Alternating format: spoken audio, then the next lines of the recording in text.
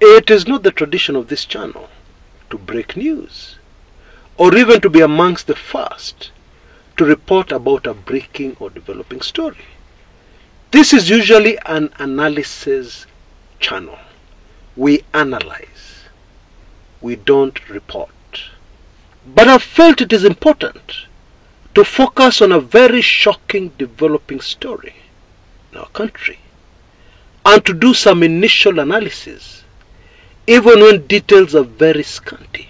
Very few details coming through, because of the possible aftermath of this particular very unfortunate incident.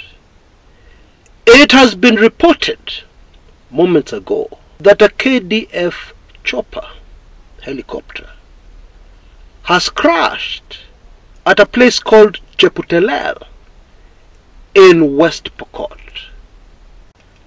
At the time of making this recording, I had not yet gotten a confirmation about who the occupants are, but I got a confirmation that it was carrying very, very senior security personnel, including top Kenya Defence Forces people.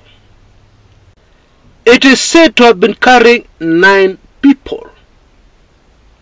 And what has really attracted the attention of Kenyans are allegations, unconfirmed reports, that one of the KDF people on that chopper is a very, very senior KDF general. You know, it is interesting that on my program today was a video on very senior security personnel in our country, which I've had to postpone for later because of this developing story from Cheputelel in West Pokot. Anyway, the truth is, accidents happen all the time. However, unfortunately, in the country called Kenya, we have a very bad record and history of chopper accidents, robbing the country of top leaders and government officials. And this is something which started quite some time back, during the era of Daniel Toroitich arap Moi, and extended to the 10 years of Kibaki, 10 years of Uhuru Kenyatta, and now into the years of President William Samoei Ruto. But the helicopter crash which stands out most for Kenyans by far is that involved former Vice President and the then Internal Security Cabinet Minister, Professor George Saitoti. Because findings by experts on that crash raised a lot of eyebrows.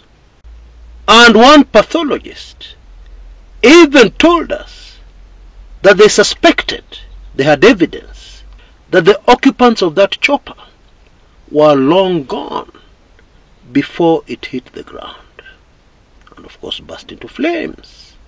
I did an extensive investigative video on this channel about that particular very unfortunate incident, and it is still available. And so, although accidents happen and are unavoidable, the view of most Kenyans is always suspicion where a helicopter crash is involved, and the government will be hard pressed to get Kenyans to cool off speculation even as investigations are carried out, because the investigations into all kinds of air crashes usually takes time, a lot of time. Even leading air crash investigation experts in other parts of the world can sometimes take a year or years to come up with a conclusive report as to what the cause of that particular accident was. And so in the Kenyan case, we cannot expect any answers, any conclusive answers, anytime soon. And unfortunately, this leaves a lot of room for speculation. And it is very easy for some small facts or even circumstantial evidence from this accident to be quickly blown way out of proportion without anything concrete. And so the government of William Samoei Ruto will immediately be under a lot of pressure at a time when they already have a lot of pressures from many different quarters, including the ongoing, very damaging doctor strike, which is very unfortunate when you look at this from the point of view of the affected family members of those who have perished in this helicopter crash. Because all indications are that this could end up being very political. And for the UDA Kenya Kwanza government, this would not have come at a worse time, because most Kenyans are very angry, very dissatisfied with this current regime, mainly because of the rising cost of living and the very heavy economic hardships most Kenyans are facing currently. So when you put all those factors together, whatever the real cause of this chopper accident, whatever the circumstances, this could not have happened at a worse time for the government. That is the reality. I will of course do another very comprehensive analysis of this once we get more details, and especially an official statement from the Kenya Defence Forces. But meanwhile, I take this early opportunity to offer my sincere condolences to all those families who may have lost loved ones. May the good Lord give you the peace that passes all understanding.